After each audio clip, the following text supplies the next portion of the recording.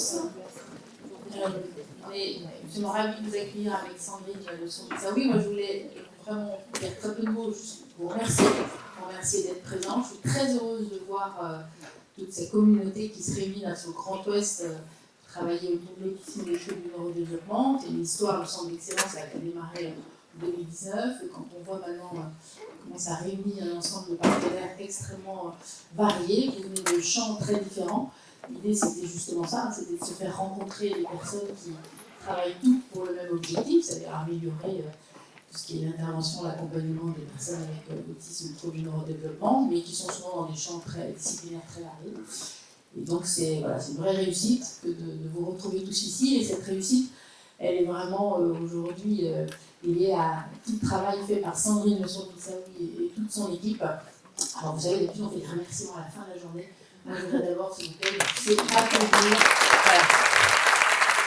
Sandrine qui va vous accueillir puisqu'on est sur ces terres.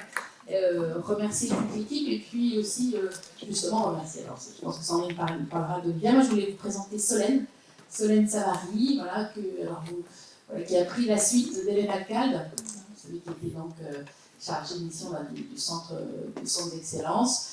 Solène nous a rejoints, a beaucoup œuvré aussi pour la réussite de cette journée. Voilà, je la remercie aussi beaucoup. Et puis donc Olivia, vous avez vu le duo, hein, c'est quand même c'est quasi c'est pas concerté. Oui, l'harmonie du travail. Voilà. Et donc merci à vous d'être ici et un grand merci Sandrine. Merci. Effectivement, je trouve que c'est bien de faire les remerciements en début de journée plutôt qu'en fin de journée. Donc à mon tour, je vais remercier Frédéric, chef d'orchestre de cette FHU et de ce centre d'excellence. Je pense que tout le monde, y compris, on a reçu des petits messages de nos collègues du comité de pilotage qui sont absents et qui mettaient en avant le dynamisme de Frédéric pour que cette FHU fonctionne en interrégion. Donc, merci beaucoup et donc ravi de vous accueillir sur l'entrée des terres bretonnes. Et donc la FHU pousse jusqu'à Brest et puis nos collègues Pays de la Loire sont aussi là. Donc les trois régions sont représentées, les étudiants aussi, les internes de médecine et puis nos étudiants de master de psycho qui ne sont pas là ce matin parce qu'ils ont l'examen, je crois, mais ils nous rejoindront cet après-midi. Merci à tous. Comme Frédéric le disait, juste un tout petit mot, un public varié. On a effectivement des étudiants en formation, des professionnels, des parents, des personnes concernées. Donc ça, c'est le réseau aussi de la FHU et on le voit bien dans les inscriptions, les choses se sont faites naturellement. Voilà.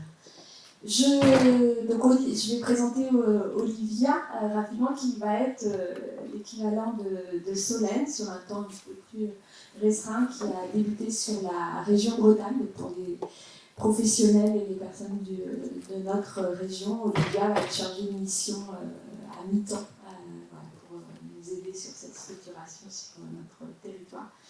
Et on a eu vraiment un duo de choc pour faire une journée d'études en 3 semaines sur les aspects logistiques. Donc on va lancer cette journée et ce programme scientifique de manière à tenir le timing. Donc la première intervention, la première session ce matin, l'intelligence artificielle a-t-elle une place dans nos pratiques ? Alors l'idée des collègues qu'on a invités, vous allez voir, parfois on est plus ou moins en lien avec la thématique, c'est aussi de faire connaître des chercheurs ce matin de notre territoire FHU, de les mettre en lumière et donc de permettre cette structuration et ces échanges informels aussi qu'on peut avoir à différents moments dans la journée.